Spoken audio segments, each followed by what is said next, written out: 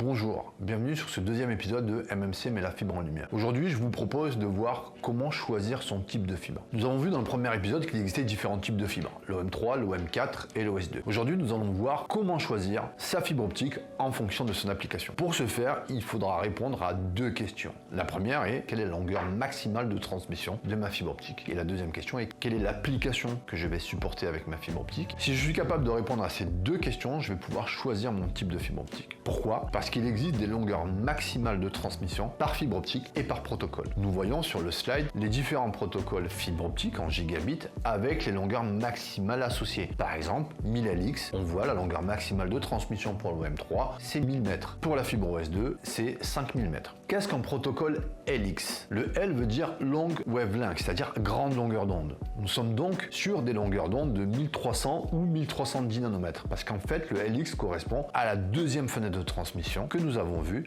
dans la première vidéo. Cette deuxième fenêtre de transmission est une fenêtre de transmission pour la fibre multimode et la fibre monomode. Un protocole SX, lui, le S veut dire short wavelength. On est donc sur la petite longueur d'onde, celle à 850 nanomètres. Elle correspond donc à la première fenêtre de transmission et exclusivement pour la fibre multimode. Raison pour laquelle, sur un protocole LX, vous avez des valeurs multimode et monomode. Sur un protocole SX, nous n'avons des valeurs que pour la multimode. Donc, je reprends un autre exemple. Sur un réseau 10 gigabits, le 10GSX, la longueur maximale pour la fibre M3, c'est 300 mètres. La longueur maximale pour la fibre M4, c'est 550 mètres. Si je veux donc transmettre 10 gigabits sur 400 mètres, eh bien, je n'ai pas d'autre choix que d'utiliser une fibre OM4. Pourquoi? Parce que la fibre M3, nous sommes limités à 300 mètres. Il est donc important de connaître le protocole réseau et de connaître sa longueur maximale de transmission de manière à choisir la fibre adéquate. Une fois que j'ai déterminé le type de fibre, il me reste à déterminer le type de câble optique. Le type de câble optique, à savoir sa construction, sa gaine extérieure, se fera en fonction de son environnement extérieur immédiat. Si nous sommes sur un câble intérieur, on privilégiera plutôt une gaine LSDH, donc low smoke zéro halogène, avec une faible émission de fumée et aucune toxicité. Et on privilégiera des